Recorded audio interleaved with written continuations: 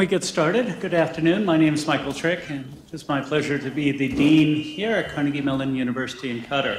Today, I am very pleased to welcome Dr. Raj Reddy, who is the Moza bin Nasser University Professor of Computer Science and Robotics, Carnegie Mellon, and it's my pleasure to welcome him back to CMUQ. Before I do that, I would like to recognize another honored guest we have here today. We have Dean Bob Sullivan visiting. Bob is on the Qatar Foundation Advisory Board and is here for those meetings. I first met Bob in the early 1990s when, well, both of us were quite a bit younger, and Bob was the dean at what was then GSIA and was transformative in improving the school, adding to our strengths and operations, and particularly technology. And he then went on to be dean at the University of North Carolina and was the founding dean at the Reddy School at the University of California, San Diego, a post he currently holds. So Bob, welcome very much. So I'll start my introduction to Raj in the year 2000. At that time, Dr. Reddy was already the founding director of the CMU Robotics Institute, which, as we all know, is by far the foremost robotics institute in the world, and the former dean of the School of Computer Science. He had received the A.M. Turing Award for pioneering the design and construction of large-scale AI systems. For those of you who are not in computer science, the Turing Award is the CS equivalent of the Nobel Prize. In 2000, Dr. Reddy was also serving as the co-chair of the President's Information Technology Advisory Committee under President Clinton, when he was approached by Her Highness, Sheikh Moza bin Nasser, and Her Highness asked him to join a committee to advise Qatar on the best way to implement an IT infrastructure. But then she also asked him if Carnegie Mellon would be interested in partnering with the Qatar Foundation to bring computer science education to Qatar. Dr. Reddy traveled to Qatar in January 2001 to see the proposed site for Education City. I believe it was a little emptier around here then than it is now, and to meet with the country's leadership. A proposal went back to the CMU leadership, and the wheels were set in motion to build the first international undergraduate Carnegie Mellon campus here. Of course, establishing CMUQ is only one achievement in a career that spans more than 5 decades in computer science. I could be here all day going through the accolades for Dr. Reddy. As a pioneer in the area of artificial intelligence, he has also had extensive research in areas of speech understanding, image understanding, robotics, multisensory fusion, intelligent agents.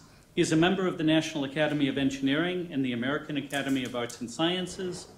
In addition to the Turing Award, he received the Legion of Honor in 1984, the Padma Bhushan in 2001, the Honda Prize in 2005, Vannevar Bush Award in 2006, and it goes on and on. The world of artificial intelligence is an amazing world now due to what Dr. Reddy began. And so we are delighted to have him today to talk about AI, background, history, and future opportunities. Dr. Reddy. Thank you, Mike. So it's a pleasure for me to be here and kind of talk to you about an area that I've lived all my life on. And in particular, before I start that, I want to make a change. I was more of a catalyst. I brought, Mark Hamlet. Both of us traveled here on January 1st of 2001 and said, Mark, this is your baby. You and Jerry Cohen have to decide how to do it. And that's how it happened. And my role was mainly to act as a catalyst. Anyway, I'm so happy, after 15 years, we are where we are, and I think I'm amazed at the quality of the students and the quality of the faculty and the staff. It's a fantastic accomplishment. Congratulations to you and your former deans here. So today, I want to talk about AI. And before I start talking about AI, I want you to ask a question to each of you. The question is, Supposing somebody came to you and said, you're toast, the robots are going to take over the world and all of you are going to be slaves. How would you react and how would you deal with it? Is it a reasonable thing to even think about? The second thing I want to also leave you with a question. I just came from Beijing, and the president of China, Xi Jinping, announced next generation AI initiatives. They're going to spend billions of dollars, huge. They're calling it AI 2.0, and they expect AI to change the country's efficiency and productivity. They expect to be able to change the quality of the products they produce, and they expect to create robust economic growth. And they expect to use big data and deep learning in various ways that I won't have that much time to talk about, but I'll be happy to answer questions later on if you ask some. And so the question is, supposing you were the chief scientist for China and said, make the country more efficient, what would you do? How would you go about it? So these, I want to try and give some, an inkling of the insight to begin to think about those kinds of questions.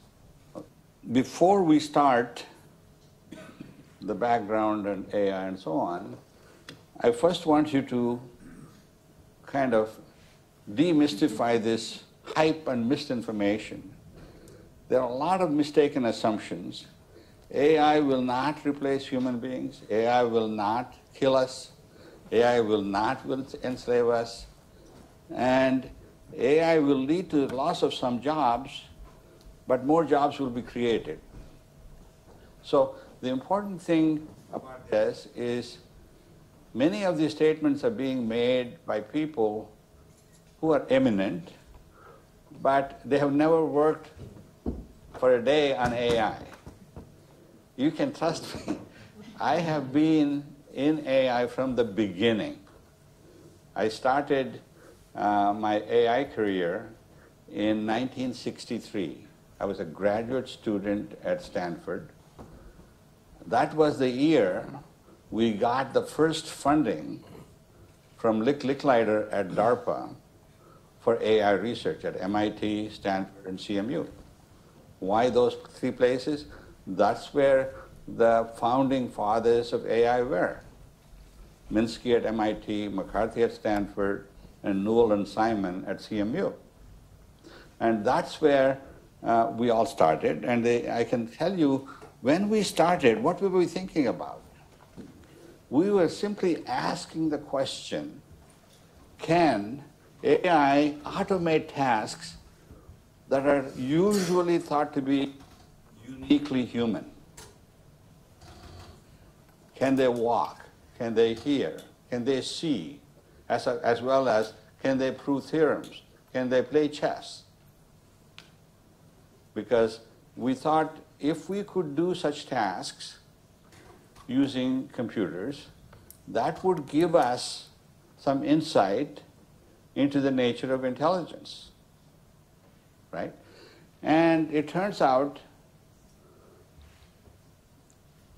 we have really been doing AI for 5,000 years, not 60 years. It was not called AI those days. Whenever we, human beings, had problems, it may be even 70,000 years ago when cognitive revolution started, when they had a problem, they made tools. They figured out how to communicate. Until 5,000 years ago, the communication was kind of difficult. It was not formalized. There was no language that was consistently agreed upon from everybody. 5,000 years ago, Egyptians and Babylonians needed to find a way to communicate. in time and distance when they're not face to face. So they invented language. It's amazing to think about invention of language when all of these people were illiterate. You can't say they were not intelligent. They were just not literate in today's definition of the word. They also needed to count and keep track of things. So they invented counting. However, inventing these kind of concepts and then formalizing them, for example, it took them 3,000 years till the turn of the first millennium to even invent their positional numbering system. They were doing calculations and computing, but if you remember, even now, Roman numbering system did not have a position numbering system. So you can see how much they've struggled. So all of those were an attempt to do things that would help them to better solve problems that they have. So in all these cases, the fundamental thing is knowledge. Can you create knowledge to solve problems? In fact, there is a famous Chinese saying from Lao Tzu who says, knowledge is a treasure. And applying knowledge to solve problems is the key to unlocking that treasure. It's not enough to have knowledge. You must be able to apply it. And it turns out everything we've been doing in AI is around that. What is the knowledge that's needed, and how do we apply it? So it took another 500 years after the turn of the century after the turn of the first millennium, for Indian mathematicians to invent zero. It took another 500 years to Al-Khwarizmi to make it, write a treatise in Arabic to kind of communicate around all of Arabic world. From here, it took another 500 years to communicate, or 1,000 years. So that you can see the spread of knowledge. What did they do at the 500 AD? What they did was they formalized the knowledge of things like multiplication and addition and division so that even a 7-year-old can be taught. And in each case, you would get precise result. But that took 3,500 years. So we have just started asking similar questions about other aspects of human behavior, human cognition. And we've, I was there in 1963, and I could write a program that would recognize speech. It took me 2 months. I was excited. I said, we'll solve this problem in 10 years. What did I do? I wrote a program to recognize vowels. If you said ah, the computer would recognize it and say, yeah, you said ah. If you said e and oo and all of those. It was also kind of shocking to see if you whistled into the microphone, it said you said E. That was the beginning of understanding of how hard this problem is going to be. We have worked on computers that can hear and see and walk and things like that for 60 years.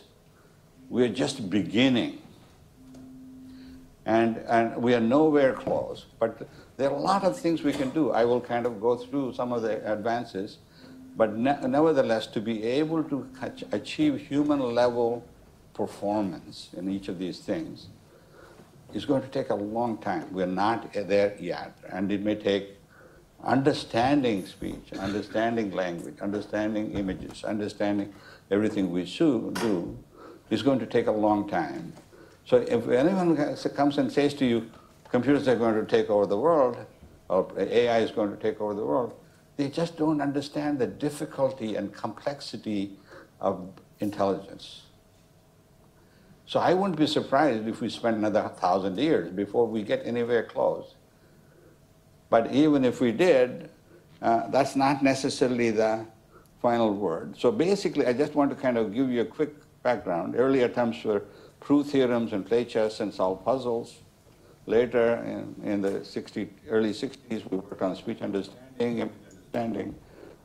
But the important thing to remember is all of the things we have done are lead to imperfect solutions. It's not like an algorithm where no matter who does it, it's precisely the same. That's what happened to Babylonians and Egyptians. They had solutions, but they were imperfect. They were not repeatable. And that's what took 3,000 years. So we use heuristics and rules and statistical models.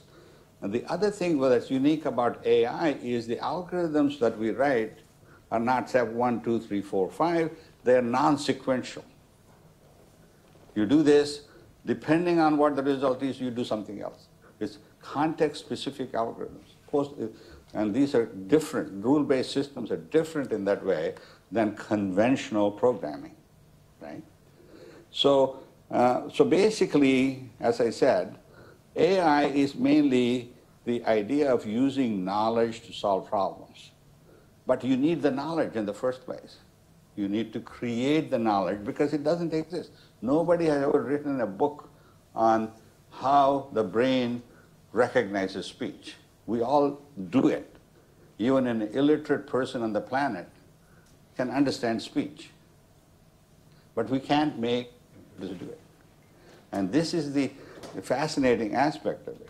So when we don't have knowledge, what do? We actually engage in trial and error behavior. You try this, you try that. That's what people did 70,000 years ago in the cognitive revolution. They needed to cut something or stab something, and it took them trial and error behavior to come up with a tool which would do that, right? And when we came to Egyptians, they needed to communicate in language. They needed to count using numbers. And it was not obvious how to do that. So they did trial and error, to try various things. And there are two fundamental principles. If you don't have knowledge, you don't have it to give up. You can do, what we call trial and error behavior. That's what you do when you're solving puzzles. In fact, there was a famous research problem Newell and Simon used to work on in the 60s, and they would give the students this problem. You might give it to your students also. They would say, let us assume you have to solve the puzzle, send plus more equals money. Assign digits to each of those, unique digits to each of the letters, so that that equation is satisfied. Turns out all of us can solve it. It's a trial and error thing. You would say, let's assign this number to that letter. And after 1, 2, 3 hours, you'll solve it. It's a puzzle. And then the question they were studying was, how do people approach such a problem? How do they solve it? What do they do? They were doing fairly careful, systematic protocol analysis of the human behavior, human problem-solving behavior. Based on that, they wrote a big, thick book called Human Problem Solving. And it's a classic. You might want to look at it. The second thing is, knowledge compensates for lack of search. If you have knowledge, you don't have to go through this trial and error behavior. So, anyway, there have been many breakthroughs in the 20th century. We built a world champion chess machine, Deep Blue, and beat the reigning world champion. We built proofs of theorems, accident-avoiding car, manufacturing, dictation machines, medical image processing, and expert systems. But what is unique about 20th century systems, they were all human hand-coded, where we imagined how things might work, and then we hand-coded some knowledge, and it would work sometimes, it would not work other times, in things like speech and vision. And so the accuracy was not that good, and it took us 30, 40, 50 years to build a dictation machine where you could dictate. It was not Not perfect, but it was kind of okay. So these are the kinds of things we did. What has changed in the 21st century is a paradigm shift. We have gone from the first three paradigms are experiment, theory, and simulation. Now, we have gone to the fourth paradigm, what we call data-driven science. That has become enabled in the 21st century. We understood the idea of data-driven science, but to do the kinds of tasks we needed million to billion times more computing power. The most important algorithm we use in data-driven science is called deep learning, deep neural networks. Jeff Hinton created the basic backpropagation algorithm to do this while he was at Carnegie Mellon in 1985-86. And he has been struggling to make it work. He says, but it must work because human beings do it that way. They use neural networks. If human beings can do that, I should be able to make a computer do it. It was it's exactly the same algorithm. It took him 30 years. And a computer that's million to 10 million times more powerful than he had in 1985 to demonstrate you can build systems using deep learning that are significantly better than what human-coded systems we were able to build in the 20th century. What that says is, if you have sufficient computational power, you can discover new knowledge. If you discover new knowledge, then you can solve other problems, new problems. The main difference is this new knowledge in the 20th century and the 19th century was all about physical enhancement. You wanted to build an aeroplane to fly. You wanted to build a car that would drive you faster. And all of them involved enhancement of the physical capabilities of the human being. So in 1904, we built a plane. Suddenly you could fly. We didn't say, planes are going to take over the world and kill all of us. That's stupid. And now we are able to enhance the mental capabilities in ways that were unanticipated. Because human brain is not able to look at terabytes and petabytes of memory, of data. We are collecting these days, every day, a megabyte to gigabyte of data from every person. And so a simple example of that is you take your cell phone, right? The cell phone company is monitoring your time and location every second or every minute, and it's all there. So in fact, if the government wanted to find out for any of us where you were and where you went throughout the day for the last 5 years, it's all there. And every phone call you make and every email you send and every text message you send is all being recorded. So you might say, I have privacy and so on. There is no absolute privacy if the government wants to access the data and study what you did. But if you and I want to kind of communicate, there's no way I can find out because it takes millions of hours of computation to figure out exactly what's happening. So this data-driven science is already made major breakthroughs. Here are some things that I used to think around year 2000 will not be solved in my lifetime. We have worked on all of them. In fact, Dr. Ahmed is working on it in QCR. Right.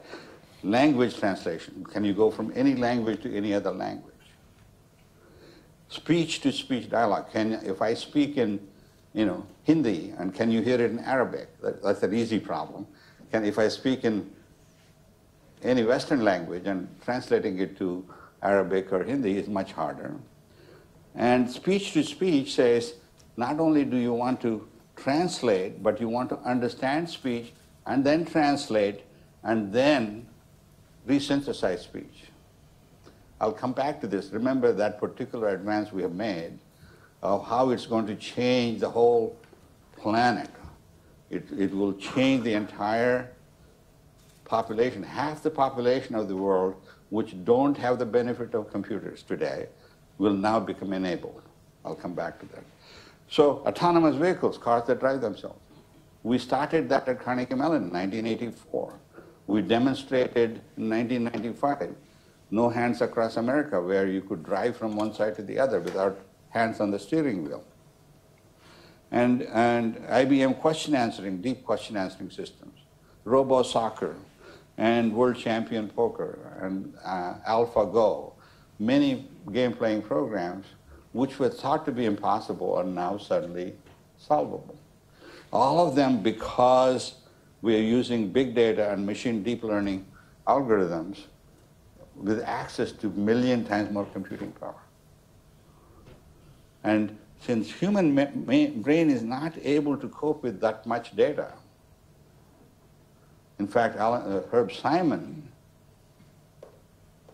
got a Nobel Prize for pointing that out.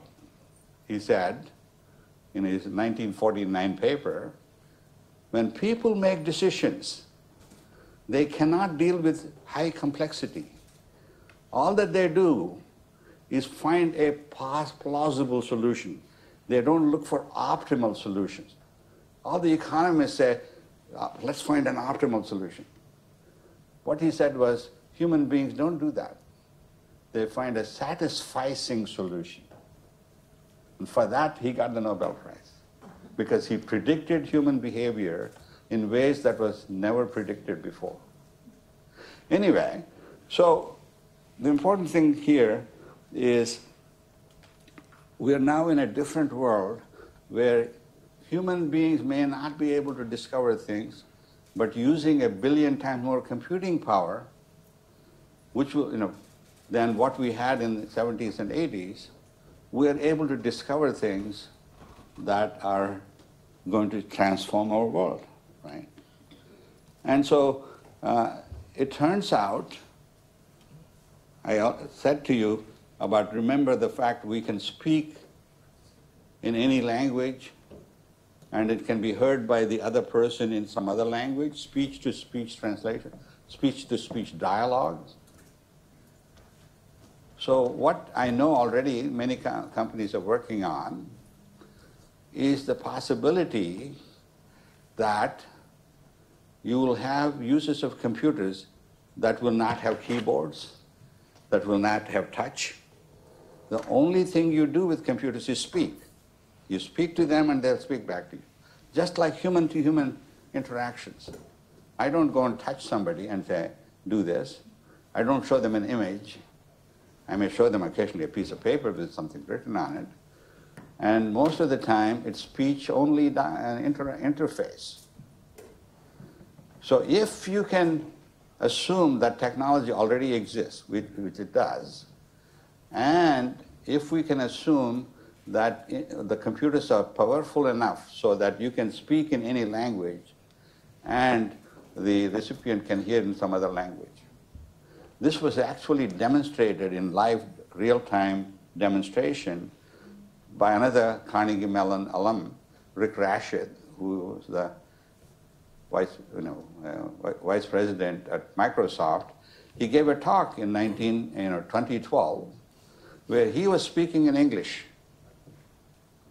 And the speech he gave was dynamically in real time, in less than 100 milliseconds, translated into Chinese, first recognized, that takes a lot of effort, and then translated into Chinese, English to Chinese translation. And each one of these problems were thought to be unsolvable 10 years ago, 12 years ago at that time, and then resynthesized into Chinese. So the audience could hear his speech completely in Chinese. Even that has changed.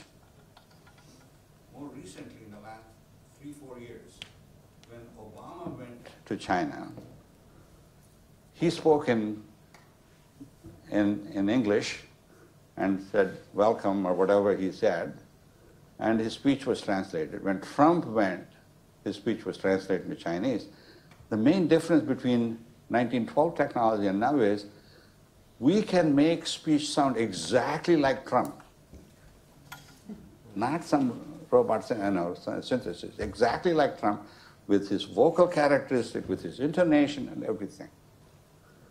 And that's both interesting and scary because you don't know when it's fake news, because anybody can fake these kinds of things. Fake news is a big headache for all of us. And you cannot trust anything you hear, especially when it's derogatory. So there are already people saying, Khashoggi was not killed, it's all fake news. You know, all the tapes that they're distributing from Turkey are all fake news. How do you decide whether it was fake or real when I can synthesize exactly the same thing? It's a big problem. And that's where forensics come in, and there are people working on it. And we can discuss that. That's a different talk altogether. So here, existing technology can be used to empower 3 billion people at the bottom of the pyramid. People that cannot read or write, they're illiterate, right? Or semi-literate. Even if they can read, they don't understand what they're reading.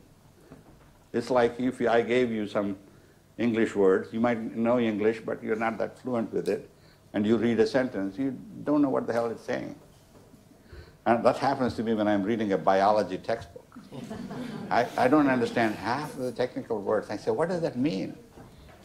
And almost all of us have that kind of problem about understanding.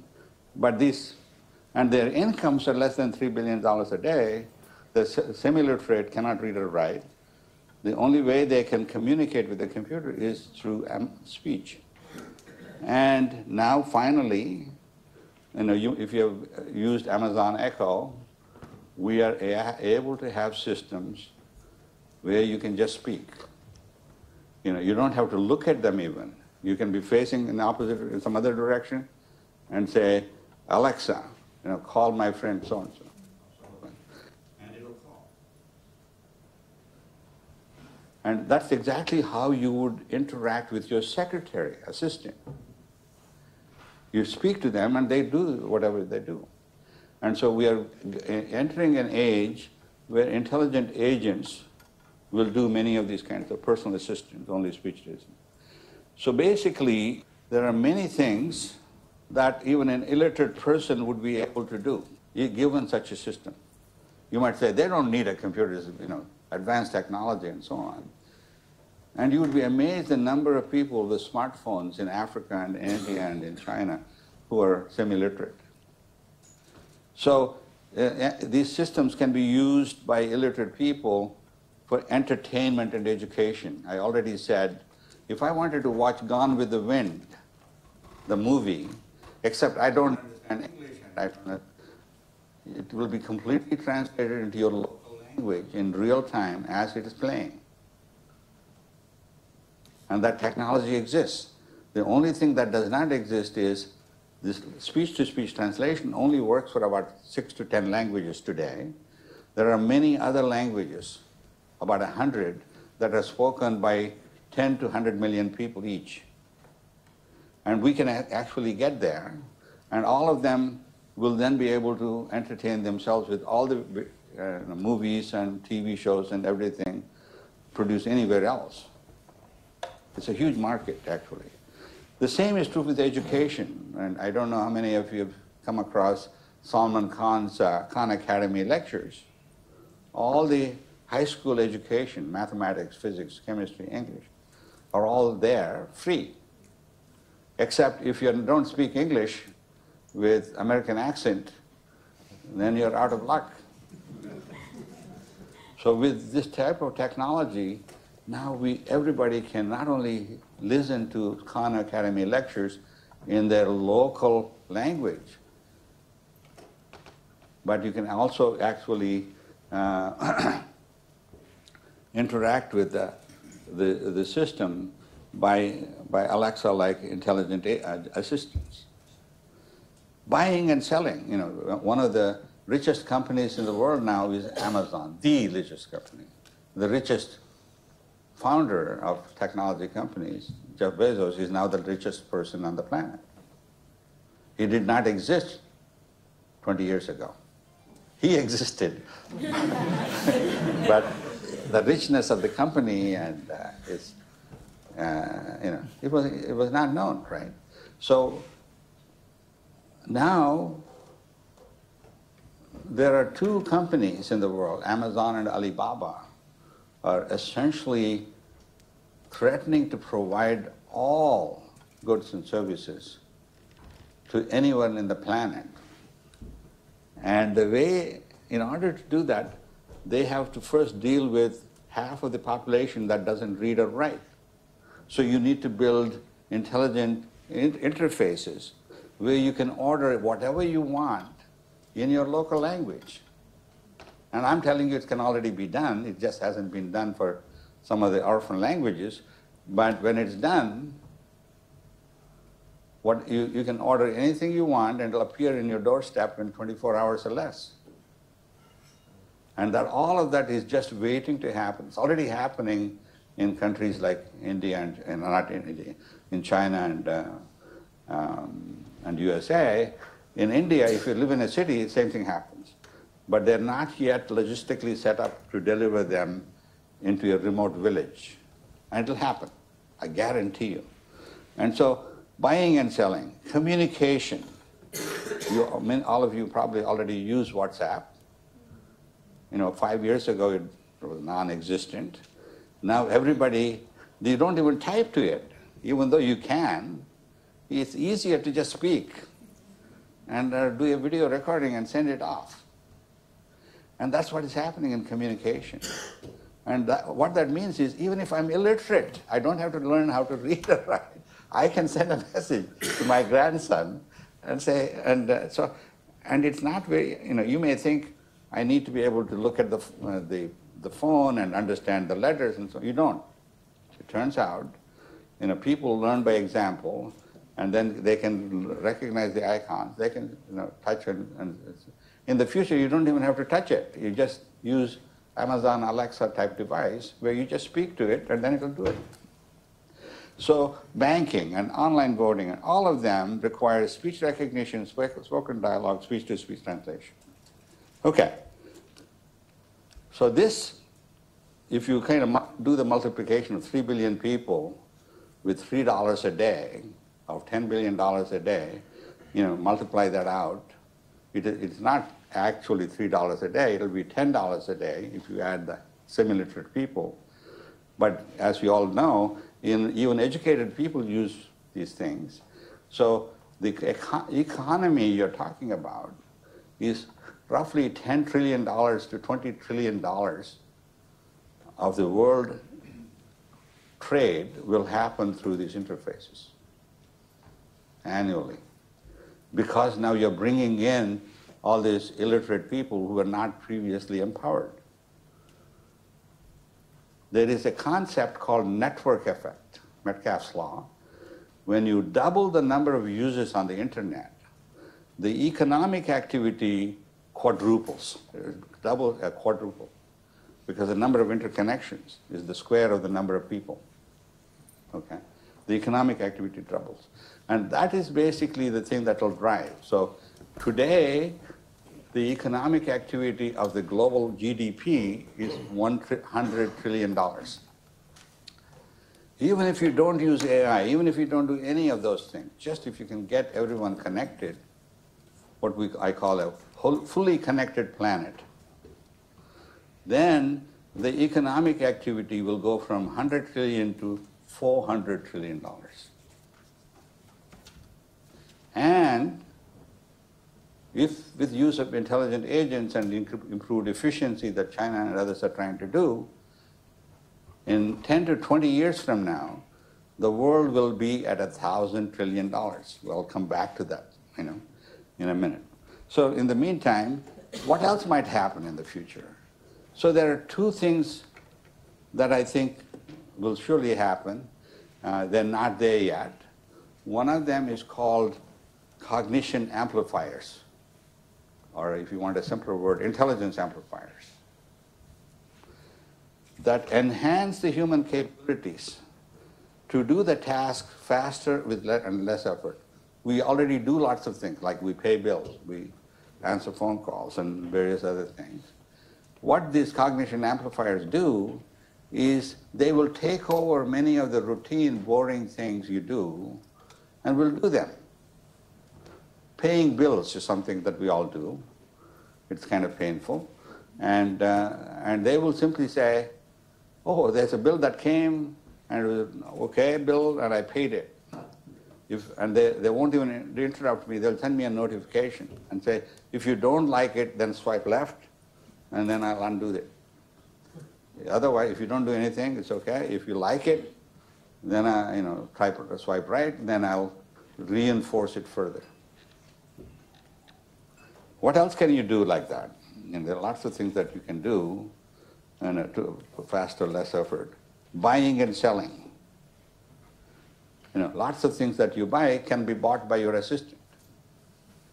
And all you would say is, go buy them, buy this thing. And you go one step further and say, I'm not even going to tell you what to buy and sell. You figure it out. Because you're in the house with me, my cognition amplifier agent. And you buy whatever I need and have it delivered and even put it in the refrigerator. And that'll happen. So buying and selling is an obvious thing. Email, imagine a world where you already, if you're using text messaging, there are predictive words, right? The next step is obvious. When you're writing email or even the words, why should it be a word prediction? It can be a phrase prediction. Not only that, if you know the answers to many of these things, after I type one or two letters, it completely fills up the whole message and sends it, whether it's email or text message. You can do it today. And what is the example of that? It's the so-called autofill in search. If you're doing search, as you start typing in, it gives you prediction what you might be looking for.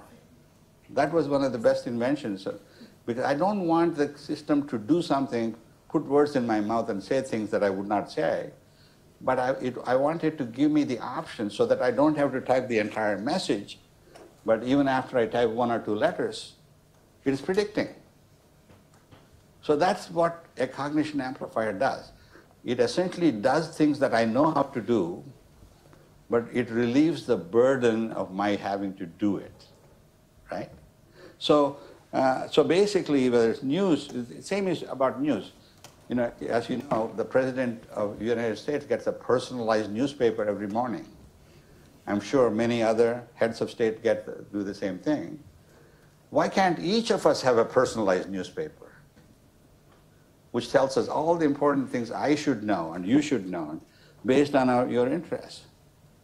Again, all it takes is somebody who is looking over your shoulder saying, what kind of stories do you read, what kinds of things, and then build a model of your reading behavior, and then create a online newspaper or a personalized newspaper, right? Banking and travel, and so on. How do you do this? This is no different. Cognition Amplifier is no different than the apps on your phone, except they're much more powerful. Okay, and let me go back because I jumped ahead. A cognition amplifier is a personal, it's not like an app. When you download an app, it's the same app for everybody. This one is my personal app. Everybody's is personalized. The second thing is enduring. It is remembering everything I did for the last 10, 100 years. And uses that knowledge continuously. And it's autonomic. That is, it's not only turns on when I touch on it, It's always on and always working and always learning. It's like your heart and your breathing. An autonomic behavior of human beings is when your heart keeps on beating. You don't tell it, beat heart, right? It just does it. The same thing, once I launch my cognition amplifiers, they're always there and always working. And what are they trying to do? Saying, if I'm a banking expert, they're saying, did the bill come? Is it something I should pay? I can pay it and then send me a notification without even disturbing me, saying, if it came back and asked me, should I pay this bill? That's intrusive interface. I don't want it. A truly useful cognition amplifier would be non-intrusive, just like your assistant. They know already better than you what kind of food you like, what kind of seat in the airplane, everything. They just do it. They don't ask you for it. The same thing here. So autonomic and anticipates what you want to do and does it. So the app has to be always on, always working, and always learning. Think about how you might build in your programming an app that's always on. The reason why we don't do it is if it's always on, you run out of charge on your smartphone within 30 minutes. And those of you who use location sharing app, it's always on. It's sharing the information to whoever you're sharing it with. You run out of battery. So it cannot be on your phone, obviously. So it has to be on the cloud. It has to be always working so that you can't say, sorry, the power went down, it's dead, I can't, you have to manually restart it. No. It has to be always working. I had this problem. We were gone for 1 month, and our furnace, there was a power off, and the furnace went off, and you had to manually reset it.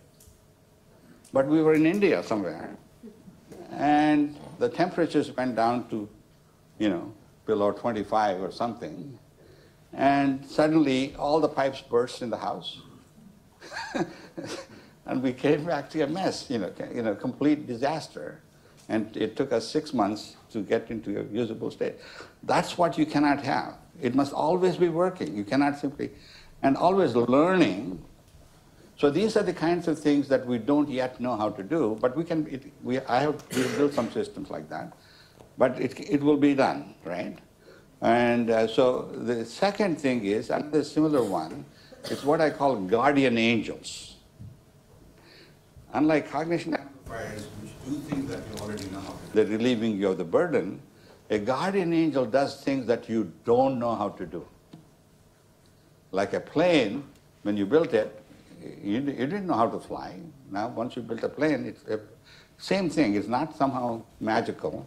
A guardian angel app does things that most of us cannot do. What are they?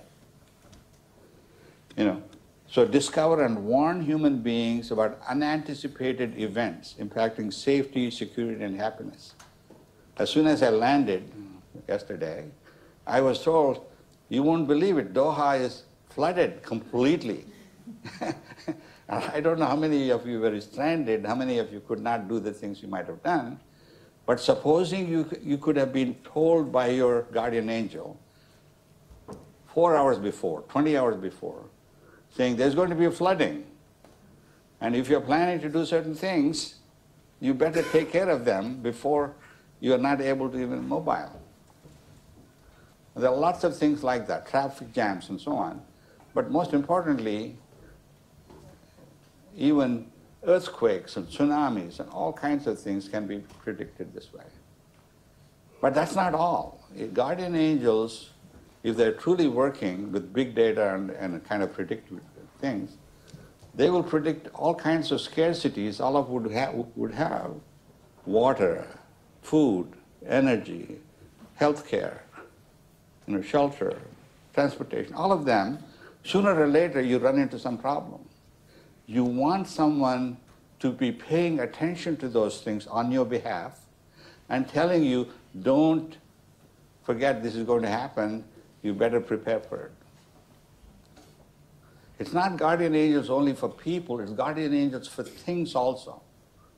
Internet of Things, and in particular, things like buildings and planes would also have a guardian angel. Imagine if the plane, Malaysian Airways 370, had a guardian angel. That whole disaster would not have happened. Why? Because it would know what the flight plan is. As soon as you violate the flight plan, more than acceptable deviation, it would take over and land somewhere safely, and you will lose control, even if you're a pilot. The same thing happened with the German plane, where the guy deliberately tried to run into a mountain because he was crazy. So these kinds of systems are on the horizon. They will happen. Whether they'll happen in 2-3 years or 5 to 10 years is just a question of time. I can't tell you exactly when, because if you asked me in 2007 that half the population of the world would have smartphones and they cannot live without them. If you try to take one of their phones away, they'll kill you. Right? Because it's become indispensable. 10 years ago, it didn't exist. Right? So that's why it's very difficult. Which of these things will become so central to all of our lives? But it'll happen. Okay? So basically, the Gadsden Service of Society, just-in-time warnings, acting as a coach on health and education, and accident alerts, scarcity of resources, and everyone on the planet can have one of these things. And what would it take? Right now, only half of the population. Am I running out of time? Oops. So, okay, let me finish up. There's a whole set of things about how you build such things, and I won't go there. And the necessary conditions for these things to happen is you need an information infrastructure. You need connectivity. You need devices. And you need to be able to instrument people, places, and things. And now you say, my God, my privacy is being violated. Your privacy is already gone. Everything you do is already known. It's just that average people cannot access it. So if you opt in, I don't know how many of you know about the Waze app, and if you use Waze app, it'll tell you where there's congestion and it'll kind of re-navigate. But you opt in, you say, you can track me and use my data to predict where the traffic jam is. Supposing I can give you all these benefits and say, if you opt in, let me have your data, I'll anonymize it so that nobody, I'll guarantee mathematically that nobody can actually break in and know about it was you that walked from here to there. Then you will have a thing. So anyway, you need infrastructure, you need to instrument the data sources. That means you're collecting 10 to the 18 to 10 to the 21 bytes of data every day. That's unbelievable numbers. I can't even imagine what they are. Long ago, we used to think about what is a gigabyte of data? If you take all of Encyclopedia Britannica, the 30 volumes or whatever, and added up all the bytes, it's still less than 1 gigabyte. These days, every phone has 20 or 30 gigabytes. And terabytes and petabytes and exabytes are not yet there. Zettabytes, we're going to 10 to the 21. So these are unbelievable numbers. Only computers can make sense of them. Anyway, and then what we are doing is machine learning and analytics of the future. So I have already said this. So in order to provide everyone a guardian angel to every man and woman, we have to have a fully connected planet. We have to give everybody a smartphone. And you would say, my God, that's too expensive. We can't do it. When you add up what it costs you to build a road in every city, build up what it costs to build electric infrastructure, this is less than 1% of the cost of those kinds of infrastructures we already built, because we say a civilized society needs them. In the future, civilized society will need everyone is connected so that you can provide the benefits to every person that they deserve. So the potential economic impact, I already mentioned this to you, is about, we are likely to go from 100 trillion economy to a 1,000 trillion economy globally. And you just can't imagine the impact. When there are 1,000 trillions of economy, half of the population here will be billionaires. You say, my God, billionaire? Billionaires will be nothing in those days. You have to be a trillionaire. You know, if you do the multiplication, today, if somebody has 100 million, or 100 billion, you mean, 100 billion, you say, my God, he's a very rich man, that's Jeff Bezos. And it has to be 10 times much, so you have to be a trillionaire. There may only be 4 or 5 or 10 trillionaires, but all of us will be billionaires. Mark my words. And when you become a billionaire, make sure to give enough money to CMUQ and CMU. Okay. So the main problem is, we will continue to make incremental change differences in technology. We're not there. When somebody says the computers are going to take over, the robots are going to take over the world and enslave us and kill us and so on, they have no idea what they're talking about. What we need, as McCarthy said John McCarthy was my advisor at Stanford, he said, we may need 1.7 Einsteins, which haven't been born yet. And we need 3 Maxwells. And we need the funding of the magnitude of 0.7 Manhattan projects. At that time, they spent 20 billion. It may be worth now 200 billion to get there. Okay? We're not there yet, but we'll get there sooner or later. Thank you very much. So we have time for just a couple questions. I would encourage you, if you put up your hand, please be certain what you're about to do is a question. Okay? And so, do we have a couple questions? Go ahead. I have a question about which algorithm to pick for a particular type of problem. So there are many algorithms, support vector machines, deep learning, Bayes nets, and so on. Is it just pure trial and error? Or is there some theory behind why some algorithms work for some problems and not others? Yeah. So basically, I believe it will be self-evident once we have solved it and we know how to make it happen, which algorithm works best. But in the beginning, it will be trial and error behavior. And so you and I might struggle and try different deep learning algorithms and deep learning. And then once people have solved it and lived with it for 10, 20 years, ultimately we'll come up with a reasonably repeatable procedure for deciding which algorithm to use. However, a more important question you might ask is, what learning algorithm? Not just an algorithm. It turns out most people, if you go, no matter where you go, whether China, everybody is in love with deep learning. Deep learning assumes you have huge amounts of data. And that is the algorithm everybody's jumping on. But human beings learn in many different ways. We learn from a teacher. We learn by making mistakes. We learn from examples. We learn by doing. We learn by discovery. There are about half a dozen other ways people learn new things. We are not yet working on those. And we need to ultimately to build systems that are equal to human kind of performance. I tell them, the simplest example I give is, put a computer in the classroom with the children. At the end of the day, they have to answer the same questions that the children are answering. When you get to that point, then you have intelligence, okay?